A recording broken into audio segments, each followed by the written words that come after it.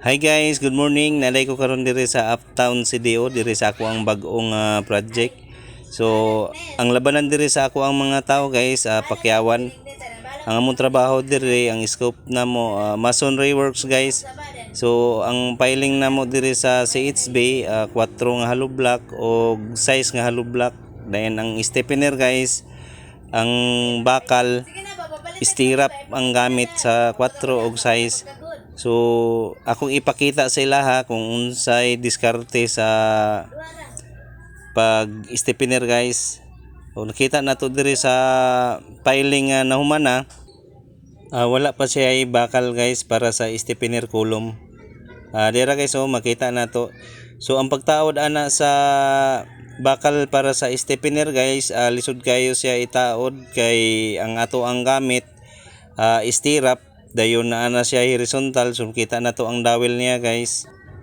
So ninghangyo sila sa kuha guys nga gansihon jud daw kuno sila dire sa stiffener column kay lisod kay taod ang stirrup.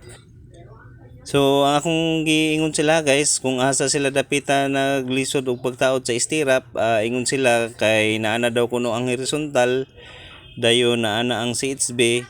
Okay daw kuno unta og C-bars ang gamit. So ako silang gingnan kung maglisod mo og taod sa stirrup kung na ang horizontal ug ang CHB, atong himuon mag-una ta diri sa ato ang bakal sa stiffener column. So pa-install na ko sila daan og bakal para sa stiffener column. So wala na sila rason guys nga moingon sila nga lisod itaod ang stirrup.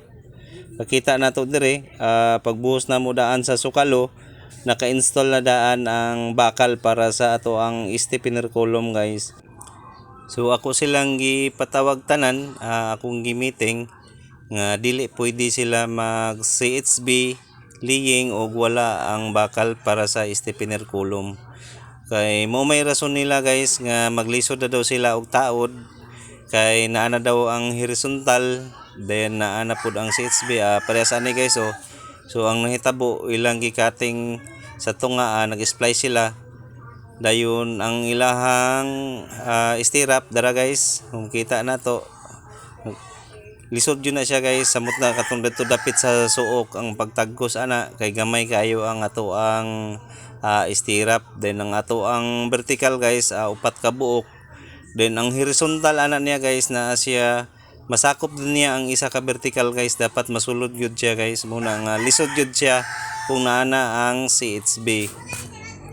So akong gi-explain sa ilaha guys, kung mag-una mo sa CHB dapat ang gamit nga bakal para sa stiffener column katong C-bars.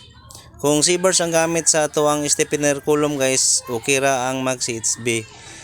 Pero kung stirrup gali ang gamit, kinahanglan mauna gyud ang bakal para sa stiffener column pata mag CHB. Una na gyud ang proseso aning stirrup ang gamit sa ato ang CHB sa ato ang stiffener column guys. So karon guys, okay na kayo ang dagan diri sa among trabaho. Ako lang ipangutana og napabasilaylain nga mga problema sa trabaho kung naglisod sila. Kay kami naami diri para nga mutudlo nila og unsay mga diskarte para pud nga dili pud sila maglisod. So makita na to diri guys, dako-dako gini siyang project. So shout out diha sa ako ang mga tao sa una, sa akong mga masyon. Basig wa mo yung mga trabaho diha, kontak lang mo sa kuha. So pakyawan ang labanan aning ako ang trabaho diri karon. So wala na ko nag-admin kay lisod kay guys, magsige tagbantay sa tao din kita ra po'y lipaton. Sunod video na to guys, ipakita na to kung unsay diskarte sa pag-layout sa CHB laying kung naay sukalo guys. Kay kasagaran guys, kung mag-layout sila kung dunay sukalo, so magka-diferensya ang ilahang CHB guys. So sunod video ipakita na ko kung unsay diskarte sa pag-layout.